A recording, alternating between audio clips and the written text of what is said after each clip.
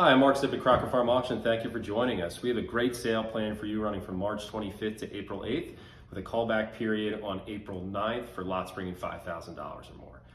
Headlining this auction is a wonderful selection of American redware, some of the very best examples that we've ever offered. And a lot of it came out of a collection in California that has basically been lost to history for the last 40 years. So we're very excited to bring that to you. One of the top lots in this auction is this highly important charger with an abolition inscription, "Remember him that is in bonds." And this was made in Philadelphia sometime during the early 19th century, and 1800 to 1830 or so. And we know it's Philadelphia because of this distinctive wide edge coggling that you see around here.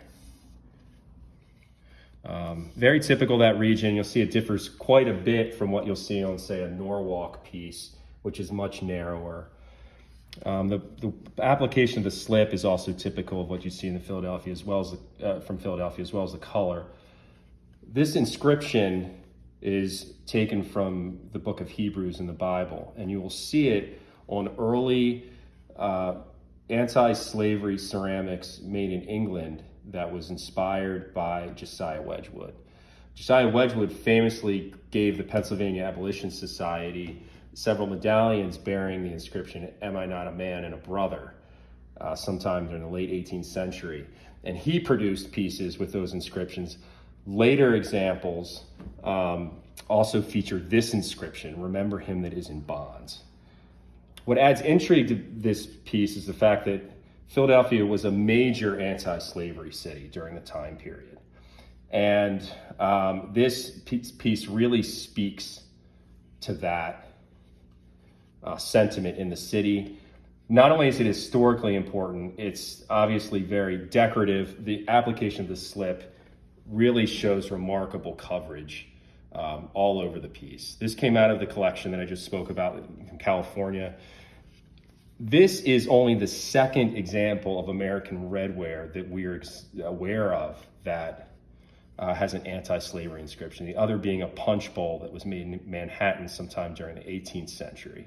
So it's highly important in its subject matter. This type of inscription you typically see on pieces, as I said, made in England. So to have an American-made example bearing this slogan is really remarkable. Dovetailing with that is this great Thomas Vickers redware vase made in the 18th century. Vickers was a member of the Pennsylvania Abolition Society, the first anti-slavery society in America, as was Benjamin Franklin.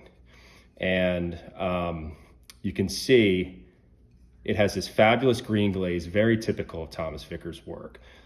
There's two other examples bearing presentation inscriptions from the early 19th century, one at the Philadelphia Museum of Art and the other at Winterthur. Both have incised sgraffito decoration revealing the orange clay below, set against this incredible dark green ground. This is the only vase that we've seen from 18th century America as far as redware is concerned. I can't think of this form really being produced during that time period. What we typically see when we think of vases are things produced sometime during the second half of the 19th century in the Shenandoah Valley and a few other areas. So to have an 18th century vase produced out of utilitarian pottery during the in America is quite unusual. Thomas Vickers was a famous abolitionist in his day, a member of the Underground Railroad. His son, John Vickers, was also a member of the Underground Railroad. When we think of potters who were involved in the abolition cause, the Vickers family are some of the first to come to mind, and they're actually published with some great information about their involvement in these causes. His son, John Vickers, was even known for wagoning slave children in jars to different hiding places. So this piece really fits nicely, both out of the same collection. With a Philadelphia Abolitionist charger, we also have a Abolitionist-made vase. Also for sale is this iconic piece of Figural Redware from Pennsylvania, which was made at John Parker's Columbia County, PA pottery. You can see the size is truly remarkable. You really need to see this in person to appreciate just how large these figures are. Exceptional size. The use of two figures on the same sculpture, exceptionally rare. You just don't see that. And when you do find bears, which you find on occasion, sometimes incorporated with a stump, they're never this large, and they're rarely standing. I can't recall seeing one that's actually standing up on his limbs. Usually they're crouched down on their rear.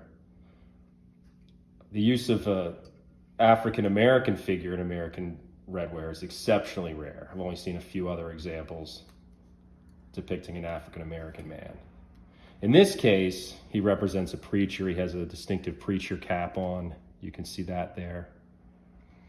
And the use of impressed decoration on the figure, who's whimsically sticking his tongue out at the bear, perhaps goading him in a certain way, is remarkable. You can see he's got this stamping around his collar, stamping on the front of his coat, stamping on the coat tails.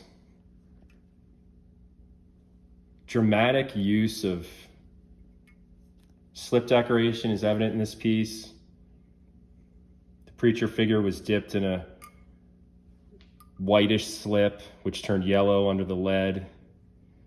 The bear and part of the stump was dipped in a blackish gunmetal manganese slip. And then the whole thing was covered in a clear lead glaze. It rattles when shaken, which is typical of a lot of the larger animals produced in Pennsylvania. The size, the depiction of two figures, and the subject matter really set this piece apart, though, from basically any Pennsylvania figural group that we've ever seen. I mentioned the catalog. Really, the only pieces that I can think of that are hand-mounted redware figures that really, really are significantly better than this would be the Bell's Lions and Anthony Bocker's Goat. A really wonderful piece. Also coming from California, we have an excellent selection of slipware dishes. We have this great Berks County dish, one of the most heavily decorated Berks County, Pennsylvania dishes that we've seen. Nice use of cross hatching, somewhat related to Willoughby Smith's work. And then we have yellow slip spotting and copper slip swags. Really beautiful piece. Also from Pennsylvania, this earlier dish, fabulous use of bright green and cream colored slip. You can see the potter actually dipped his finger in slip and pressed it around here to produce that spotted pattern. Wonderful folky rendering of a bird, a little foliate device above it. Very nice condition. We have a crack here and some wear on the interior, minor chipping for a piece that's over 200 years old. Really great shape. Excellent subject matter, excellent color. A fabulous platter from Norwalk, Connecticut, the Smith pottery, circa 1825 to 1850. This cheap as mud piece really typifies what people are looking for in these Norwalk pieces. Size, bold use of slip, and a humorous inscription. In this case, the potter is saying that their ware is cheap as mud. So cheap, not as in inferior in quality, but just affordable. This is a quality, affordable ware for the common man. And of course, mud is a play on what it's made of, clay. And this, again, came out of that California collection, and we have a Sotheby's stamp, or sticker, probably from the 70s, maybe early 80s on the back.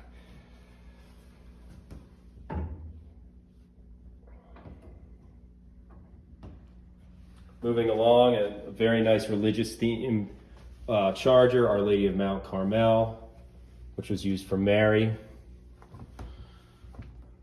And we have a fabulous charger from the Ten Commandments. Thou shalt not take the name of the Lord thy God in vain. Great size. Again, out of that California collection. Moving along, we have some other exciting Redware pieces, as well as some great southern stoneware pieces. Here's a Farrar Vermont Redware jar.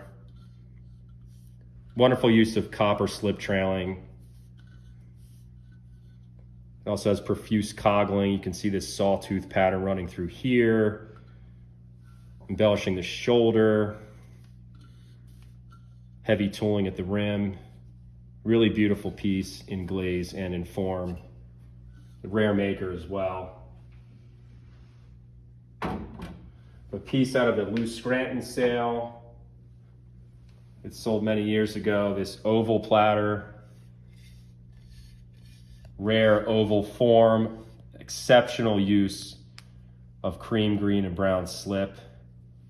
Very elaborately done. And then this incredible intertwining decoration going over top of it, possibly the Hoyt pottery, definitely Norwalk. Has this Lewis Scranton sticker on the back.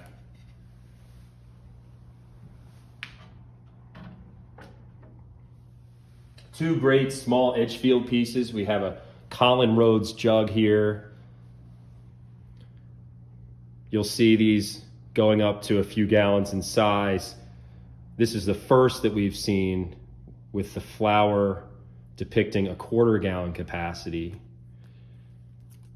And you can see it's got this wonderful, not only size, but proportions, very ovoid, classic sunflower motif. Colin Rhodes circa 1850. It is Shaw's Creek Pottery in Edgefield. This jug is among the best Edgefield face vessels that we've ever offered. Made at Lewis Miles Stony Bluff Manufactory, the Horse Creek Valley of Edgefield, South Carolina, sometime during the 1850s or 60s. Great olive glaze. Excavation of the site has found similar eyes lacking a pupil and similar nose construction. You can see just how distinctive that nose is, that Roman nose with the ridge and the little point at the tip. And so that leads to a firm attribution to Stony Bluff. Of course, when we think of Stony Bluff, we always think of Dave. That was where Dave spent many years potting, and so many signed examples of his work bear that inscription LM for Lewis Miles, as well as his name, Dave, in the clay. But wonderful condition. The Stony Bluff face jugs usually have a slightly cruder quality to them. This one has very finely done, evenly placed eyes. You can see they're almost looking up in supplication. If you can kind of get that profile, you can see how they have this great kind of upward stare. Nice eyebrows. Again, the nose very distinctive. And what really sets this piece apart is its mouth. This is one of a small number of Edgefield face vessels that do not depict teeth in the mouth, but rather a protruding tongue. You can see that tongue, and the tongue is actually in mint condition. Really, really amazing that survived. This is an entirely new discovery, and it's very rare to have something of this quality come out of Edgefield that wasn't already known to the greater collecting community. You can see the bottom here. So we're very excited to offer this, a very important work in their upcoming auction. There's some more classic examples of slipware, manganese decorated redware. Here's a great jug, if you could get this real quick. This is a very nice Trapp and Chandler jug bearing an exceptionally early date for most of Chandler's work, 1849. Usually you see it getting into the 1850s.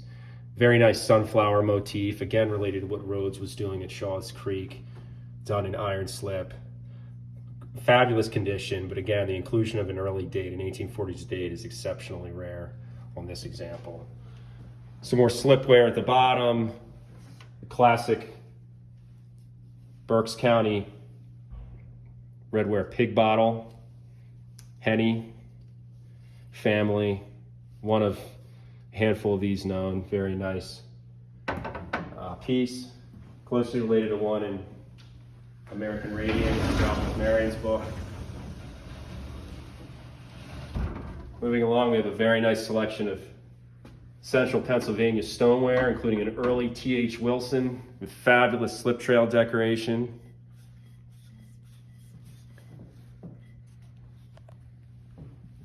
Don't see that mark very often. 1850s stamp. We also have this. This is a much different piece. Very, very cool. An alkaline glazed jar, possibly Texas. Really has that Milligan Fraser, Marion County, Texas, Jefferson S. Nash kind of feel to it. Can you get the bottom of it? You can see that glazed underside and that heavy brown alkaline glaze with these drips going through it. Very distinctive to that region. But look at the incised design. It's exceptionally rare to find incised decoration on southern stoneware. Very rare and desirable in northern salt glazed stoneware, but to find one on a southern piece is quite unusual. In this case, we have a crude depiction of an American Indian. You can see the mohawk here, the ear with an earring, an unusual neck collar, very rare depiction of a figural design on southern stoneware.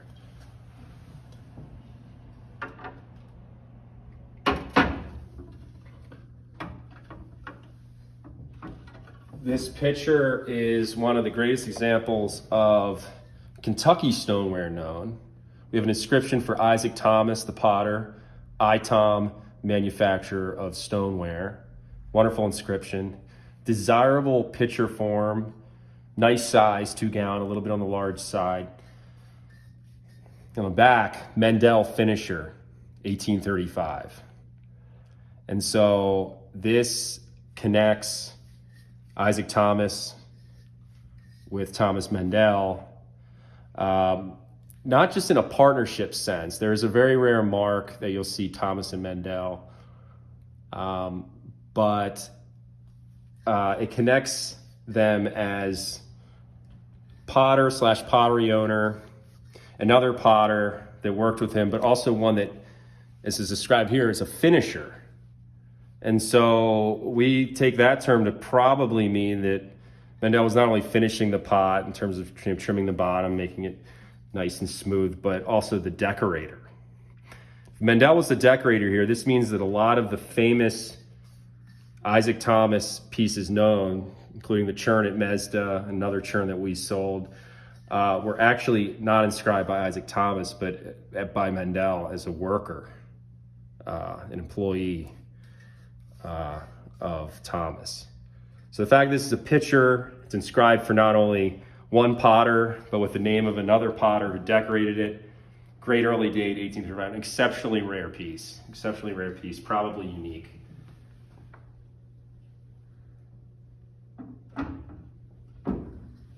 More Pennsylvania pottery, a great attributed Pfaltzgraff jug with sheaf of wheat or corn here on the sides, flanking a heart. Great Evan R. Jones crock with Calton's classic Man in the Moon motif. And there's little doubt that this was not only inspired by Calton and Wilcox, but it was actually a decorator went up to Pittston to make this, because that is a spot-on dead ringer for a lot of the marked Calton Man in the Moons that you'll see. Great color, great size, great coverage of the design on the front. Rare John Young 1856 to 58 jug with really nice heavy tulip decoration.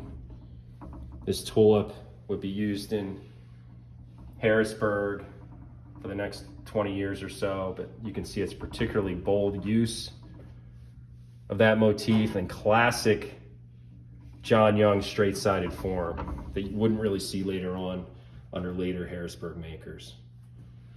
A mix of other nice pottery down here, including a fabulous small size Norton pheasant with really bold enamel-like slip on it. Really beautiful piece, unusual size.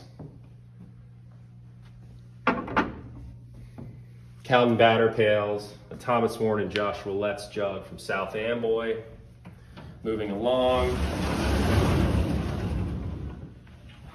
Got an exciting piece of Anna pottery. This is a recently surfaced example purchased by the consignor 40 years ago. It has this beautiful original cold paint on it that has this mellow kind of pastel look to it. You can see these greens. We got some blue on the snake handle, black spotting, some browns and whites. And the figures have red coats. Really great size. It's slightly smaller than a lot that you see. The condition is excellent for these jugs. So often, very often even in the firing, the Kirkpatrick's temperance jugs were missing parts. Things were blowing off and getting damaged in the firing. But this is in really nice condition. We have some typical losses to the coattails. And there's a very old, this may have even been done into pottery because I've seen some other plaster work on Anna pieces. This little segment here, it's this very, very old 19th century restoration with plaster to the neck. But other than that, look at the condition. I mean, the snakes are all there. Their heads are all there. We have two snakes here in this really rare kissing attitude. Two frogs. And then the stamped work. We have this profuse embellishment of the surface where they can't fit a figure. They're going to, have these incised designs. So we have cross hatching with piercing throughout. Impressed circles around the bottom half. The underside even has impressed circles. And then one of the most beautiful things about this piece is that spout, that lip. You can see just how finely that's done. It has this cross hatching and then this little this delicate serrated pattern going around the top. It was a really wonderful piece. It's not documented in any of the books or articles or anything like that, which is so rare for these temperance jugs. Most of these have come out and are well known among the greater community of ceramic scholars and collectors. So we're really excited to offer that. Another piece that's exceptionally rare is this Anna pottery pig bottle with the depiction of a steamship. You can see it looks like TF Freighter. Some name is incised here on the ship's wheel cover. It was actually made for a steamship captain, Captain Vandergrift Master, it says on it. And has this unusual inscription too that refers to this man's route. Grayville and New Harmony packet, Captain Vandergrift Master, makes regular trips on time in a hogs, and it points to the rear end. So they're basically saying Vandergrift's always late. And again, this is the typical Anna thing where they're constantly poking fun at political figures or friends or acquaintances. In this case, it's interesting because this was actually made for a railroad worker, this TF Freighter for Vandergrift. So this combination of railroad and steamship, the two big forms of transportation in the period. And of course, when we think of the Anna Potters, we think of their obsession with the railroad. But this case, we're also including steamship history, which is exceptionally rare. You can see the map on the back's also unusual. We have a river running here, and then there's Grayville. These are parts of Vandergrift's route. So an exceptionally rare piece. The only one that we've seen with an incised steamship on it really closely relates that image to the pottery building that you find on some of their better pieces. Here's a Stoneware pitcher made for Mary E. Crow in New Geneva, Greensboro, PA. Beautiful use of Western Pennsylvania freehand brushwork. You have this very pizzazzy wavy line decoration at the spout. Classic Western PA vining with tulips, and then the rare inclusion of Mary Crow's name. A really wonderful piece in exceptional condition.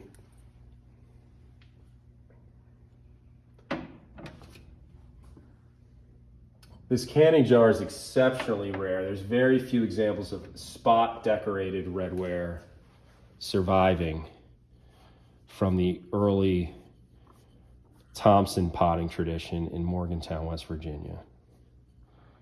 You can see that this is decorated with both yellow and manganese slip spots throughout.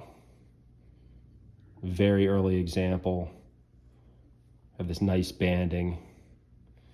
The decorative, the decorative motif closely relates to a picture that's in the collection of the Smithsonian, a wonderful bright green picture with these bold spots all over it, which ranks as one of the most, in my opinion, beautiful examples of American redware known. Very famous piece, and this is the same exact treatment made at the same pottery. One of the things that really is amazing about this is the survival of its original lid. You can see there's the lid with the yellow spots, unusually narrow mouth, and it fits on there perfectly. This, again, came out of the California collection of redware that we'll be offering in this sale. Out of Ohio, we have this great urn, dramatic footed base, great freehand, folky floral motifs around it, great color, very nice piece in both form and decoration, also exhibiting beautiful color. Very excited to have that in this sale.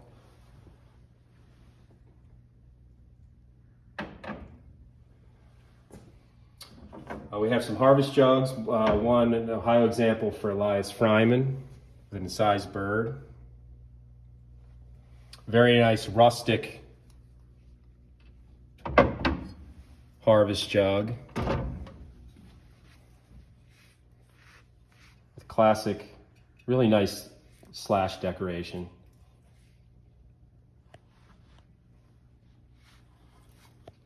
And we had a closely related example embossed with the name of the maker in a recent auction. We'll also be offering one of the best chicken waters that we've ever had. This example actually depicting a chicken on it, which is really remarkable. Slip-trailed rooster, floral motifs on either side, stepped finial, a really beautiful piece. You know, when you, chick waterers, poultry fountains, whatever you want to call them, always a rare and desirable form, but exceptionally rare when it actually has the subject matter pertaining to its use on it. Really, really remarkable object. We have some other pieces down here, very nice selection of things.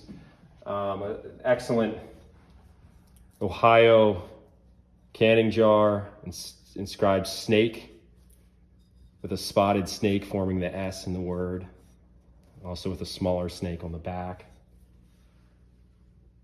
Another harvest jug, inscribed Garland, private stock. A very nice, large size southern snake jug. Look, this is larger than you typically see. This folky rendering of a snake with incised scaling going around it. Nice ovoid form with a strong, lustrous brown glaze. Some more things down there, including a couple pieces of tanware.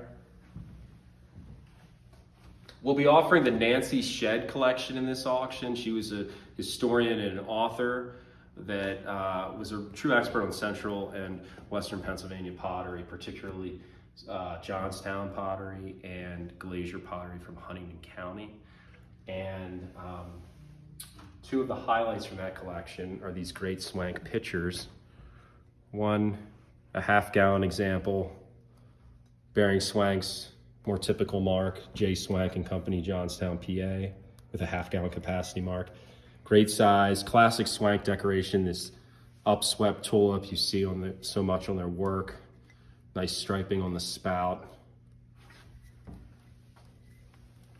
And Nancy bought a lot of her things back in the 70s when a lot of this pottery from this region was just kind of coming into style, collector-wise. This example is really an exceptional half-gallon Swank pitcher. We have an earlier stamp, large size stamp. You can see it's a lot bigger, bolder mark with decoration that closely relates to Hamilton and Pershing, predecessor of the Swank family in Johnstown. Beautiful tulips, leaf motifs on the side. This is one of the best examples of Swank stoneware I've ever had. And then also typical of their work, we have this flower. Instead of just highlighting the handle terminal, Swank potters often put a flower at the base. A very nice treatment there. Wonderful piece. And we do have some more pieces from Huntingdon County I'll be talking about later. There's a beautiful Jacob Weaver, North Carolina dish, exceptionally thin-walled. It's a light piece. You can see just how thin it is. This is a wonderful copper and cream colored slip decorated piece with highly unusual use of sgraffito. And that's been documented. This use of sgraffito, highly unusual in the Southern tradition. You know, we think of sgraffito, we normally think of Pennsylvania German potters, but Weaver did this treatment, and so it actually creates a red line as the slip is being carved into. But this ranks as one of the best conditioned examples of his dishes. There's very few of them known, and this survives in very nice condition for the maker with excellent color.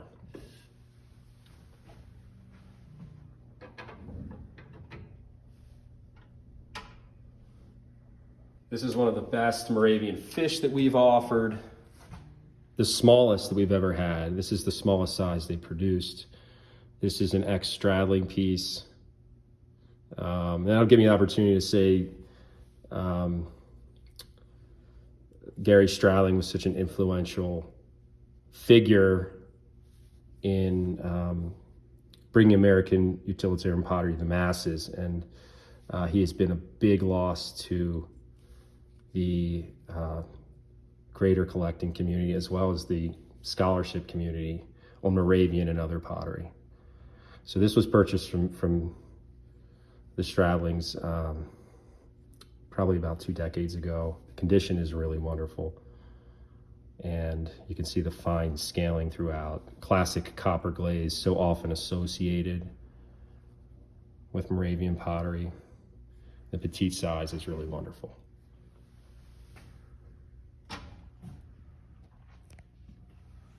Some more Western Pennsylvania pottery, some canning jars, unusual in size compass motif on this example. Great 1.5 gallon decorated jar, bold use of freehand decoration with an incised wreath.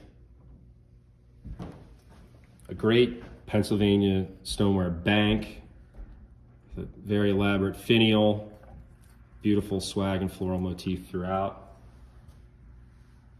And Brant, our intrepid researcher, came out with some great information on Charles Qualman that links him to Turtle Creek, Pennsylvania, as an early electrician there. And you can see, here's Qualman working this generator.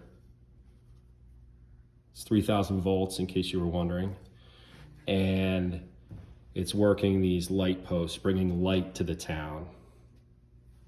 Really nice piece. You can see little birds. There's a little bird perched in the dead tree. Flowers. And then dated May 10th, 1899. So this is fairly early in the development of the use of electricity out in Western Pennsylvania. So very, very cool historical document in clay, as we like to say. This is the best jar from a small number known produced by George Miller, the father of the famous potting duo Michael and Theophilus Miller from Newport, Pennsylvania, and it bears his mark on the underside, as well as the very cool inscription Juniata Pottery, which is what his site was known as. Juniata Pottery by G.M. Miller. So this has a strong gassed Lancaster influence, not only in the molded paneled form, but also in that glaze. And this also has the best glaze of any example that we've had. You might be able to get it down here in the light a little bit better. You can see this really nice orange modeling against that brown background. We have these classical depictions of Diana going around it. Exceptional condition. We've only had, I think this is the third one that we've had, and this one is by far the best. Some southern pottery, including a really great Chester Webster jug, made exceptionally late in his career, 1879. Classical motifs going around it that are reminiscent of Comerall and other potters from 1800 to 1810 or so. So this is exceptionally early motifs done on an 1879 piece. Classic Webster style floral motif with these smaller petals surrounding 4 larger petals. Great form, it's almost like a bottle. You can see this tall neck on it. He was a master not only in sizing, but also potting, as you can tell. Very elegant and successful potting here. More southern pottery down at the bottom. A couple great Bell Redware dogs up here. This is an X-straddling piece. Classic Shenandoah form. Very rare. It's a spaniel made of the S. Bell and Son pottery by Polk Bell. It has Polk's distinctive use of heavy punching, which we see on his famous Dog with Monkey Rider, other signed R.F. Bell spaniels and classical figures.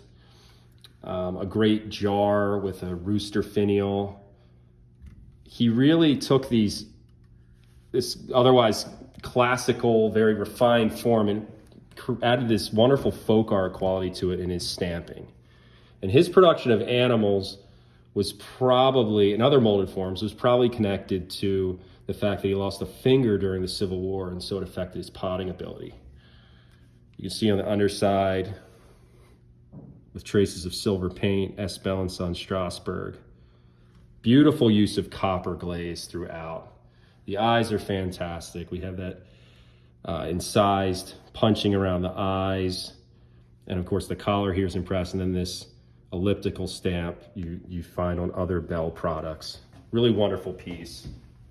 Made slightly earlier is this dog attributed to Solomon Bell, Polk Bell's uncle, exhibiting a classic cream and brown glaze, really beautiful, above a light orange clay. Really closely relates in color to these jars that are firmly attributed to Solomon Bell based on their distinctive brushwork, which you find on both Bell, Stoneware, and Redware.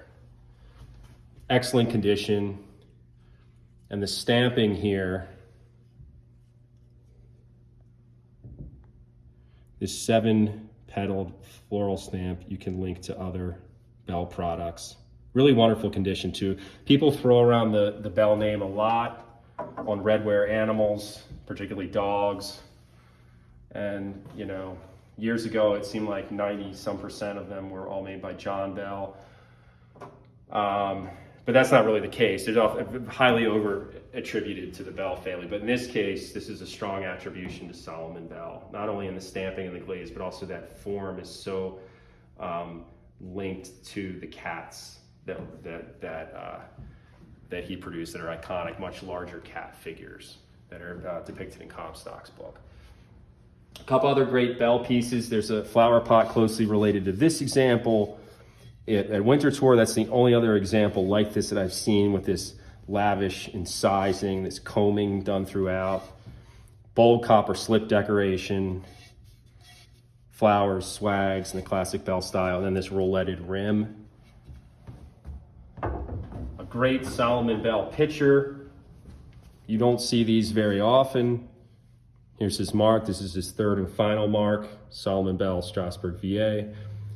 1 gallon, classic bell, opposing swag and floral motifs, which you can see really relate to these redware examples again. And these redware examples are exceptionally rare. They're the only examples of the form that we've seen in Shenandoah Valley production. These are illustrated in Rice and Stout's 1929 book. Again, we have redware with a heavy slip dip, manganese decoration applied over top, and then a clear lead glaze. The fact that these are a pair, truly remarkable. Really beautiful pieces. Also from the shed collection, we have a couple nice Henry Glazier pieces from Huntingdon, PA. You can see this is his earliest stamp, Henry Glazier, with this vine-like patterning around it. An attributed Glazier piece with almost a mocha style decoration done in his classic manganese mulberry colored glaze. And then to show you one other example of Glazier stoneware, also with that desirable mulberry glaze, bearing his later stamp, H. Glazier, Huntingdon, PA. Moving along, we have a wonderful selection of John Bell pottery. A lot of it came from a single collection. Two of the highlights in that collection are these cherub pitchers. Beautiful celadon coloration, exceptional condition. You can see the stamp on the underside of this one. This example, as with his hunt scene pictures, includes some lightly incised details to the faces. You can see the nostrils and the eyes on that cherub, and also on these. Beautiful pieces. Very rare form. The bells in Strasburg and Waynesboro did this form, but you don't see it very often at all. Also from the collection is the best John Bell hanging flower pot that I've ever seen. This beautiful copper glazed hanging flower pot with elaborate relief decoration, including a woman emerging from a tulip. Really beautiful piece. We have this studded patterning down here, and then an inverted John Bell maker's mark here. Great glaze, very rare form. I've only seen a handful of hanging flower pots by John Bell ever, and to have one in a green glaze is really remarkable. Here's two great examples of John Bell's early work. The one is a tin glazed and cobalt decorated jar. Another is probably one of the first pieces of stoneware that he made, bearing the same stamp, J. Bell, which you almost never see on stoneware. And you can see it has a little bit of dryness to it, some crudeness. You can see the rim has a little bit of kind of dryness from the firing, which suggests that this was exceptionally early. Besides, of course, the very rare early maker's mark. And it has a certain kind of crudeness about it, lacking a slip. This appears to be a pre-slip piece before he started dipping his pieces in slip, but also the form. The form really indicates its age. I mean, you can see this totally follows the redware canister jars that he was producing during the period, but it's done in stoneware. So very, very cool. We have a great example of a Snow Hill nunnery bowl attributed to John Bell. As a distinctive star pattern known for those bowls that were discovered at the Snow Hill nunnery that sold years ago in Pennsylvania. Great condition. Has a little bit of wear on the interior. The color is fantastic. In this case, we have a use of a white slip and a copper slip. Just a beautiful example of Pennsylvania redware by one of the most famous makers. Here's a Newmarket, probably Adam family bowl, glazed underside, classic use of dripped slip that was developed in Hagerstown and brought further south. And it has this incredible marbled glaze on the interior as well. A real kaleidoscopic, kind of psychedelic piece.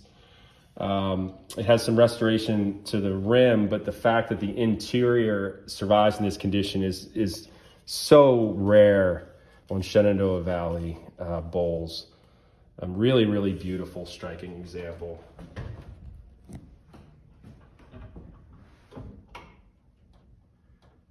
We have an Everly lamb here. More John Bell pottery. Just an exceptionally rare V. Rudolph pitcher with a light copper slip decoration around the midsection, flanked by incised banding. V. Rudolph's mark on the underside. Very rare piece. Some great Alexandria stoneware, including a half-gallon decorated swan, exceptional in size and decoration. You don't see too many decorated swan pieces out there. An incredible J. Black Alexandria jar with strong Parr Baltimore influence, probably made by a Baltimore potter that moved down to Alexandria. There's only a few examples known bearing either of James Black's maker's marks. This one is just interesting, what Eddie Wilder, I believe, termed the cameo mark. J. Black DC Alexa from the 1830s. Milburn and Smith pottery from the Wilkes Street. Here's another great Milburn, sweet half-gallon size. Here's a Cycle and Road pottery piece from Loudoun County, Virginia, exceptionally rare. One of a few firmly attributable pieces to that pottery, and we're basing this on the existence of a ring jug that was signed and dated from that pottery. You can see it has this very distinctive decoration in a fairly distinctive form. The decoration being on one side allows this piece to be displayed in profile, which is something you normally don't see on pictures. Typically, pictures are decorated on the front. And then, oddly enough, there's nothing on the other side. You can see, this gives you a good opportunity to see the silhouette of it. It has this great vase-like form. Really beautiful piece. Very folky decoration. And exceptionally rare, about as rare as you can get for Northern Virginia stoneware. This sale will also include a wonderful selection of New England redware. Included that is this Bristol County jar, which really typifies their forms. You can see this beautiful ovoid shape, a little inset rim for a lid, very delicately potted, thin-walled, really masterfully crafted. But then, of course, what you get from that potting tradition is this incredible use of glaze. So we have green and orange spotting coming through in the natural lead glazed clay, but then this bold use of manganese throughout. So it really is a rainbow of colors, a wide variety of colors. You have green at the top, these orange, reddish spots with lighter yellowish borders going around there. Streaky use of manganese as it mixes with the lead glaze, has this very beautiful flow to it. You can see that around the top. And then the base has this mottled, kind of peachy colored surface. Very, very cool. Some more New England redware. You can see here some very nice glazes. This one is probably New York State, has that distinctive crawling and cream green color associated with Alvin Wilcox and other potters from New York State. Exceptionally rare Shenandoah Valley pitcher, Ireland, Dewey, and Shinnick from Mount Crawford, VA, bearing Shinnick's classic floral motifs that were developed in Alexandria, Virginia, then brought to Strasburg, and then down to Mount Crawford where this was made. Some more nice northeastern redware on the bottom. Moving along, we have a lovely selection of Remy pottery, including this tankard form pitcher. Beautiful Hague chick waterer made by Remy's contemporary, Thomas Hague Jr. Excellent size, small size, and so often these things are in rough condition. This is in really nice condition, really beautiful piece. We have a Remy jar with a dead bird on it. Freehand decoration from the Remy pottery is exceedingly rare. You just don't see it. Here's a Remy bank. We have some Baltimore pitchers down here. A variety of other northeastern redware. Some Midwestern pieces down here. More John Bell pottery up here.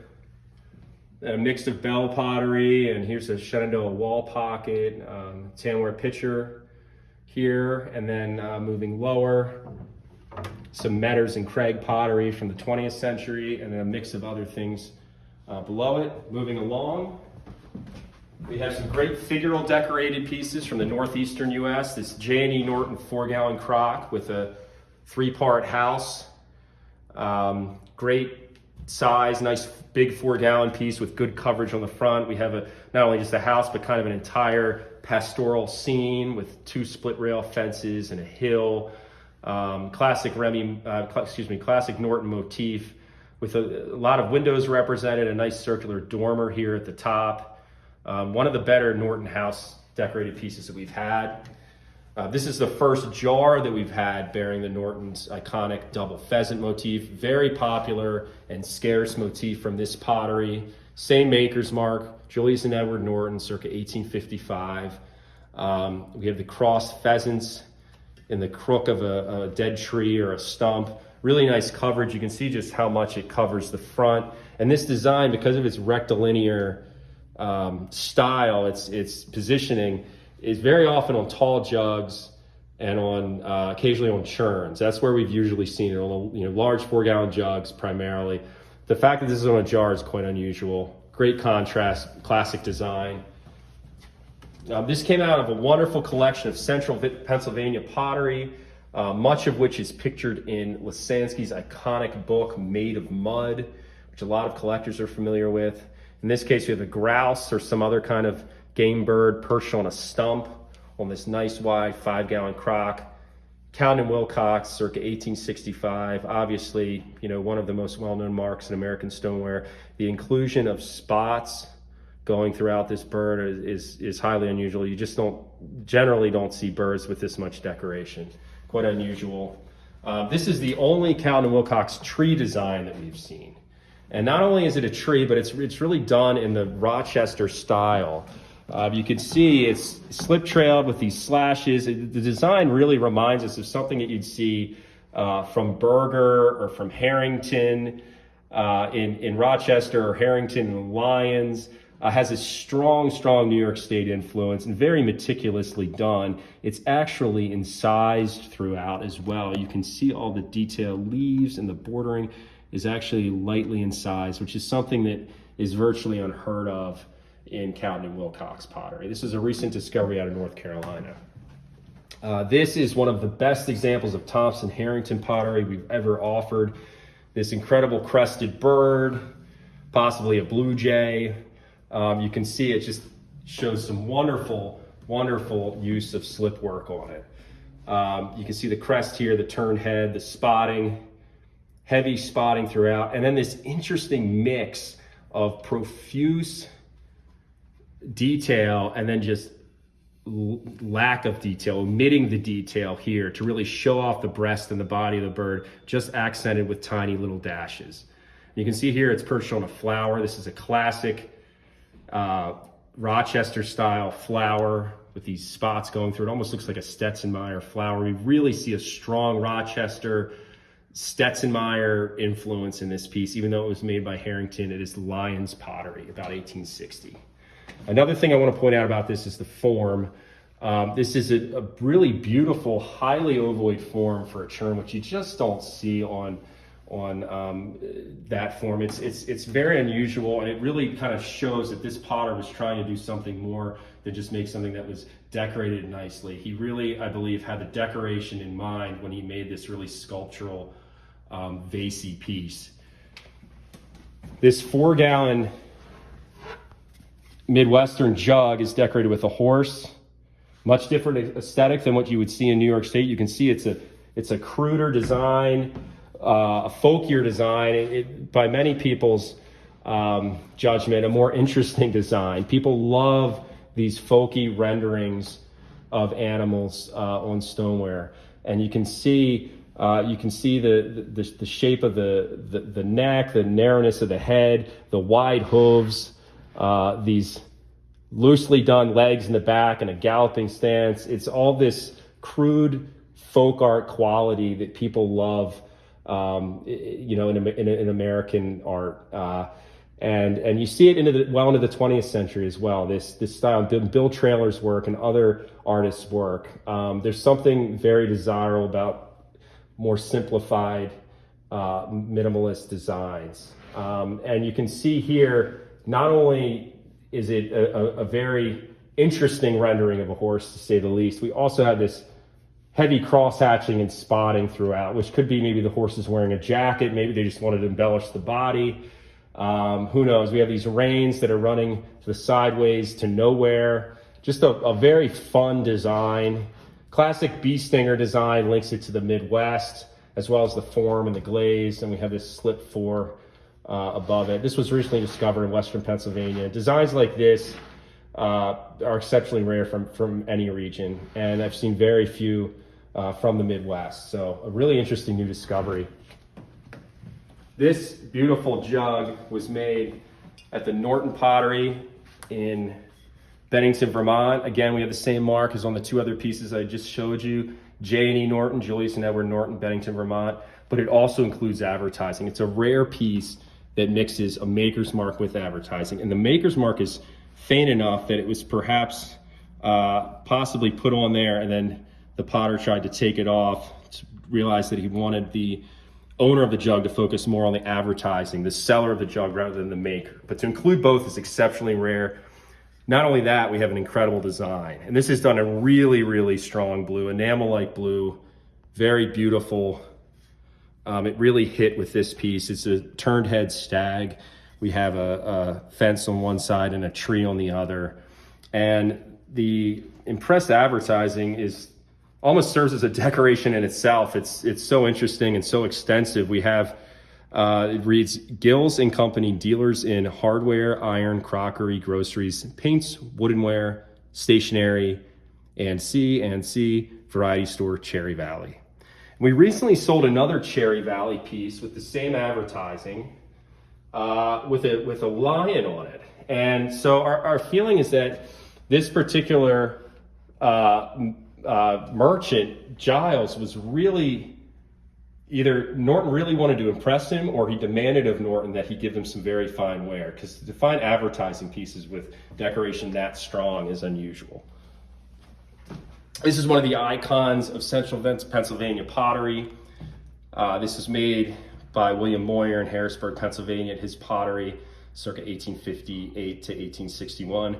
Very brief period when Moyer was involved in the Harrisburg stoneware industry. The design is highly unusual. You can see it's this slip-trailed New York State inspired design.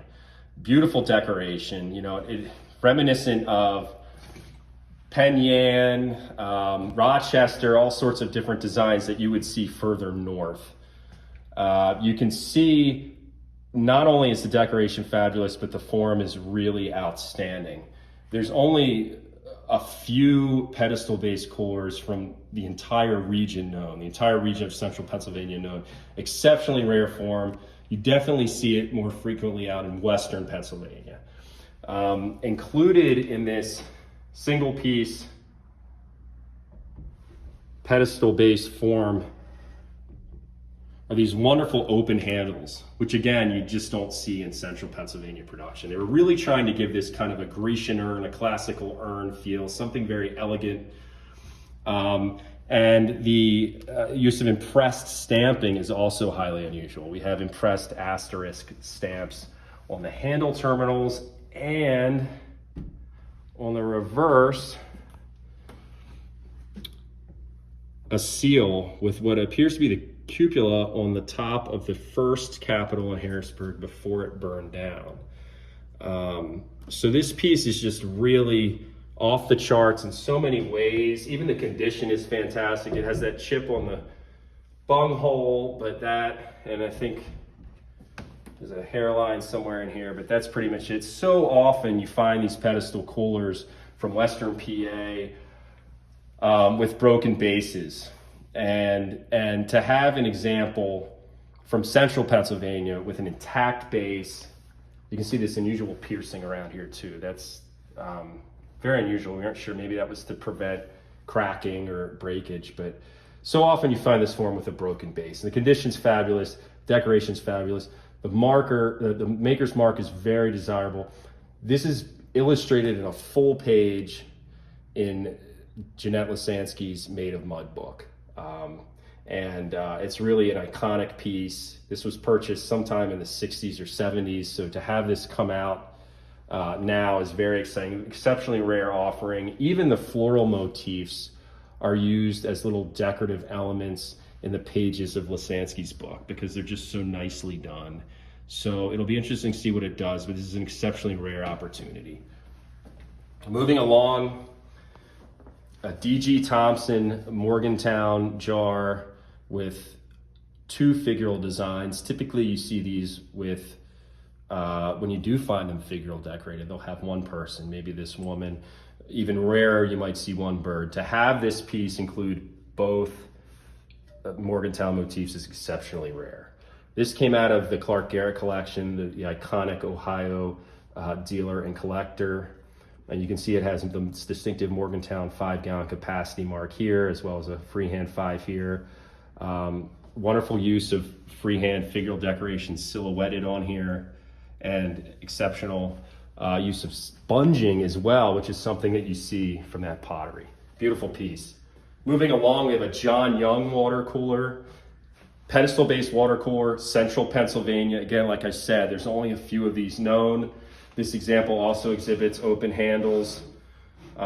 Wonderful use of classic Harrisburg spitting tulip motifs on the side. So you have one motif represented, then we have another motif represented here, these kind of horizontally brushed floral motifs here, these rigorous sideways slashes forming the blossoms. Again, it repeats itself flanking the spigot. And then we have these daisy-like motifs, which you'd see repeated later on by Cowden on occasion. And so we have 3 different designs represented on a single piece. Beautiful large size, 5 gallons, heavy tooling at the base, and then even the base is decorated. This was recently discovered in New York State, completely fresh to the market. Very exciting offering, and again, exceptionally rare. John Young, he potted from 1856 to 1858 in Harrisburg. That was at least the period he used this specific maker's mark. And so to have an example bearing his mark of this form with this quality of design is exceedingly rare. I only know of, I think 1, maybe 2 other John Young coolers with a pedestal base like that. So really, really special piece. Lot number 1 in the auction, we're an hour in and we finally got around to lot number 1, is this ready for a catch flower pot made by Absalom Bixler in Lancaster County, Pennsylvania. You can see that this piece was essentially unused.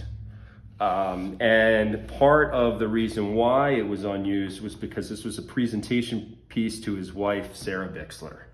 Although they were married in the 1820s, he produced a number of presentation pieces for his wife, Sarah, circa 1850, and this is one of them. This ranks as one of the greatest American redware flower pots known. It has a wonderful, whimsical, applied figural decoration of a cat chasing a bird. You can see the bird and the branch he's perched on is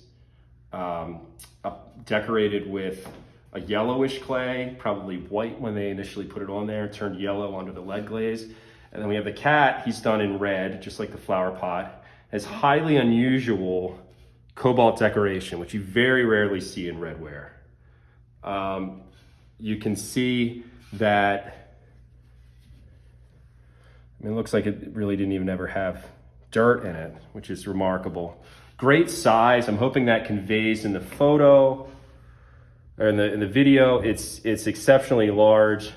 Size, condition, maker, decoration. This flower pot really has it all. We can't really have enough superlatives to apply to it. And yeah, again, you have this classic slogan narrating the imagery here, ready for a catch. Really wonderful piece. Moving along, the great selection of northeastern stoneware, primarily New York State. A classic Harrington star face with really unusual wavy line decoration between the 4 points. You just don't see that in his work. Typically you'll see 8 of these points. So great condition, great crisp design. Here's an ex-Sotheby's piece, Haxton, Ottman and Company, Fort Edward, New York, with a dog with turned head facing these birds flying in the distance and a stump beside the dog. Very interesting design. One of the better renderings of a dog that we've ever had. Here's a beautiful example of Rochester floral decoration. When we think floral decorations in American stoneware, first name that comes to mind is Rochester. The best floral designs were produced there. You can see that this design really has a great 3-dimensionality to it, and this scalloped petal with this cross-hatched petal behind it, done in shadow, if you will. Superior color, superior size, just an incredibly beautiful piece of John Berger pottery made about 1860. Here's an extremely rare Satterley and Morey basket of flowers with a snake propping it up with its tail. This design, as I noted in the catalog, is related to a double snake with a fruit basket design on a very famous core in the Bennington Museum. This is a lesser example of that same design, but extremely rare. This is the only snake flower basket piece that we've ever had. And you can see the snake's really nicely done, good detail throughout, even has a little open mouth here and this large eye staring off into the distance. Moving along, another chick waterer with a bird decoration. This is probably the only sale we'll have 2 chick waterers with birds on them. J.S. Taft, Keene, New Hampshire, desirable 2-gallon size with a bird on a leaf. A fabulous, this is the best example of molded White's Utica pottery that we've ever had. You can see the back has this hops decoration. The front has this incredible relief advertising for Downer and Howard Ale and Porter, who actually were an Erie, PA brewery. And you can see the advertising for that brewery actually stamped on here, Downer and Howard Brewers, Erie, PA. And then this bottle never sold on this bottle design. Really wonderful vase. Fascinating piece, use of 3 colors of slip. Really wonderful example of White's Utica pottery. Moving along, we have one of the most important examples of Remy stoneware from Manhattan known. This example is made by John Remy III and is the best, irrefutably the best example of John Remy III signed stoneware bearing his maker's mark, known from Manhattan. We see the typical stamp that he used, J. Remy, Manhattan Wells, New York, within a border. One side is in size for James Votee, 1806. This was a presentation piece for a family friend, James Votee, who actually helped pay Henry Remy's way out of debtor's prison. The 1806 date really serves as a Rosetta Stone for helping to date other pieces bearing this stamp. But to have a presentation piece from Manhattan bearing any of those potter's maker's marks, whether you're talking C. Crolius, Comrell Stoneware, D. Morgan or David Moore, you just don't see presentation pieces from Manhattan bearing those potter's stamps, except this one exists. And we actually know the use of it. It was his personal wine jug. We have wine here in this fancy script. Great 1-gallon size, highly prized maker, really, really important. This is definitely a museum quality. This is the type of piece that you would see in the Brooklyn Museum or the New York Historical Society or one of these early institutions that gathered up this Manhattan stoneware during the early part of the 20th century. So to have this enter the auction the public market realm is highly unusual. We have a great Ohio fish jug. You can see it's highlighted in manganese and it's very, very deep in sizing. Wonderful folky rendering with this big eye. Almost looks like a walleye fish. Exceptionally early for the area. So we're probably talking 1820s for this. And early spout form, great ovoid form, tapering to a narrow base, reminiscent of what you'd see in the Northeast around the same time or slightly earlier. We have a great make-do Dave here. This is a Dave piece that lost its handle and its spout sometime during use and was turned into a jar. And one of the most interesting things about it is it has this hand-carved stopper, this large stopper. You see just how big that is. That's the largest stopper on anything we've ever had. And it was carved to perfectly fit in here. The spout, once broken off, was ground down to create that opening. And you can see it has classic Dave markings here at the shoulder, 2 slash marks.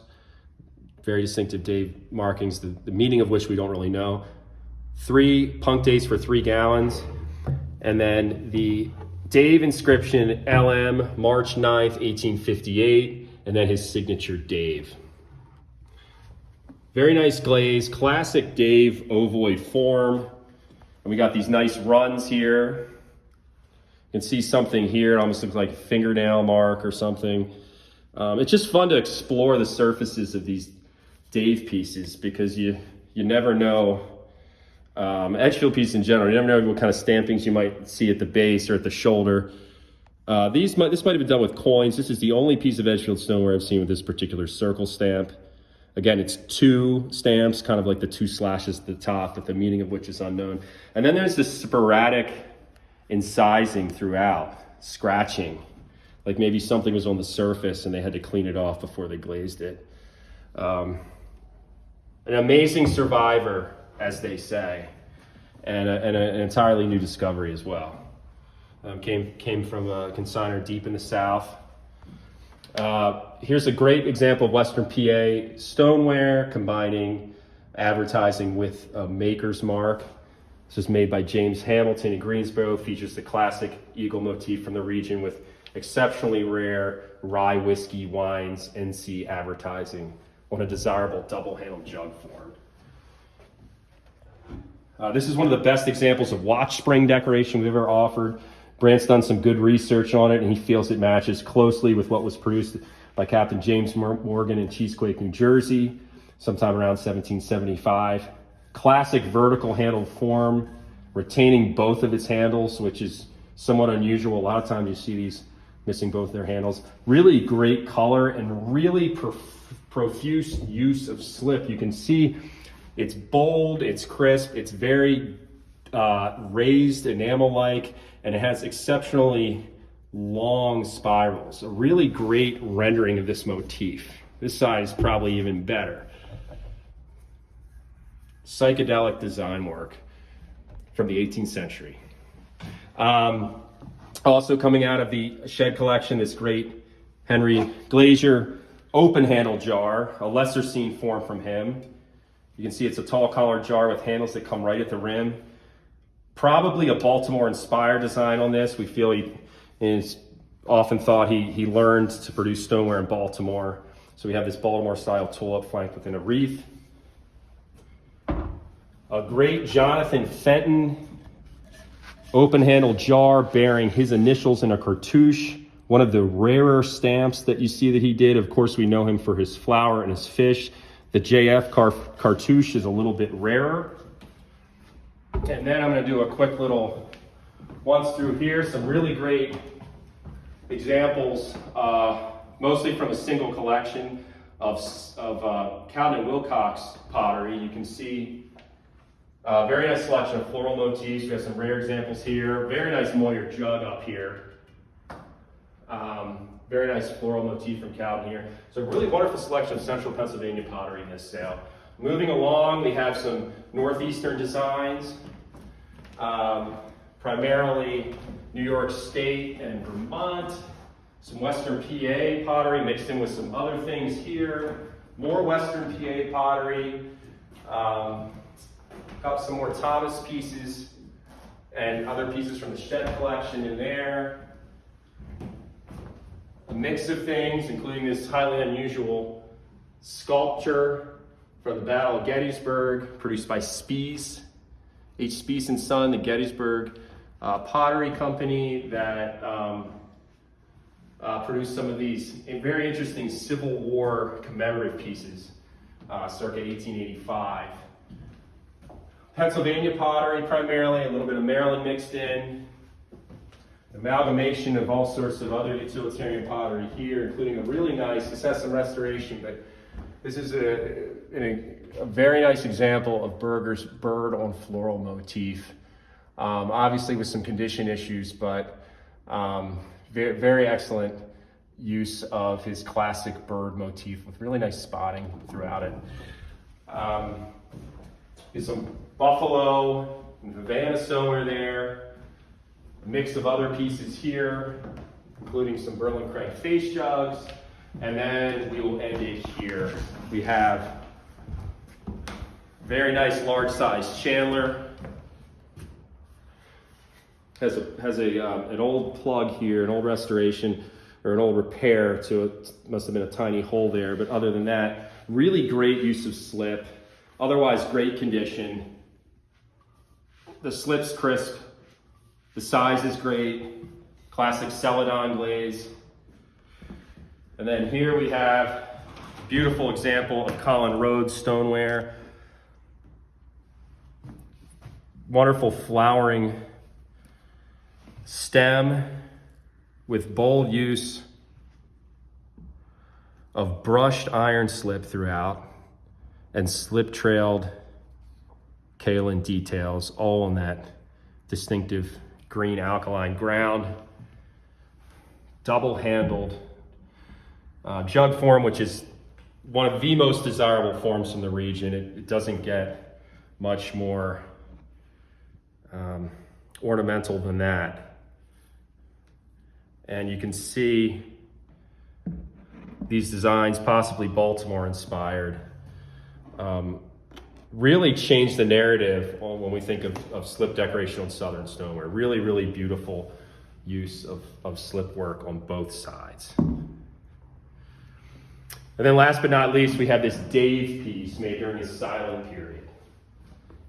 There are no signed Dave pieces known between 1843 and 1849, except for this example, this mysterious jar that's inscribed Mr. Miles, Dave. It's a 3-gallon piece. We have that denoted by 3 slash marks here. And you can see on the back, it's inscribed August 16th, 1845.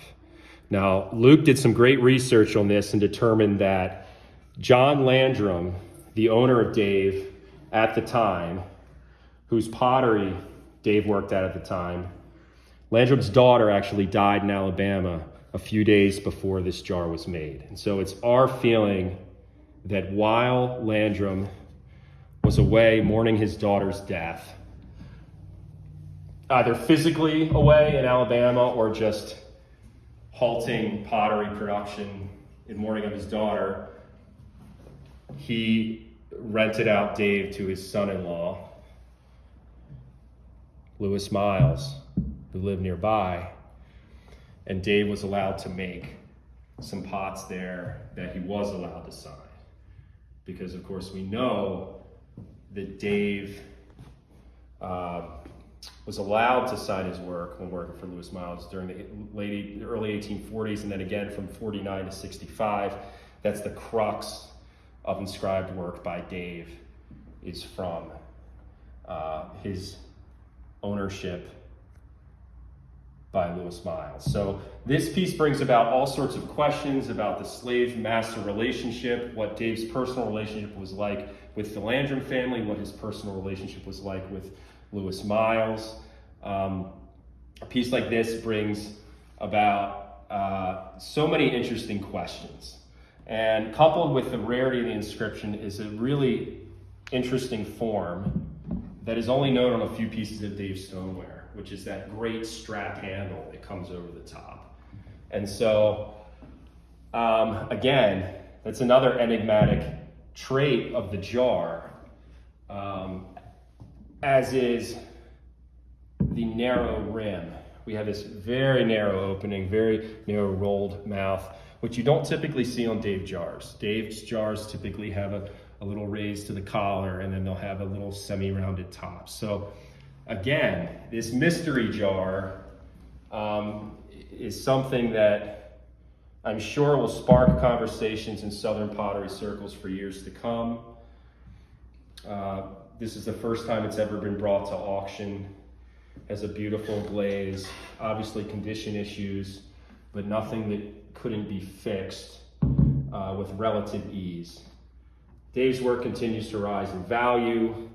The importance of his work is continually, increasingly noticed. We're very excited to offer this in our auction, as well as all the other interesting and diverse pieces in this sale. And for those interested, you can contact us by email at info@crockerfarm.com or by phone to speak directly to a member of the Zip family at 410-472-2016. Thanks for joining us.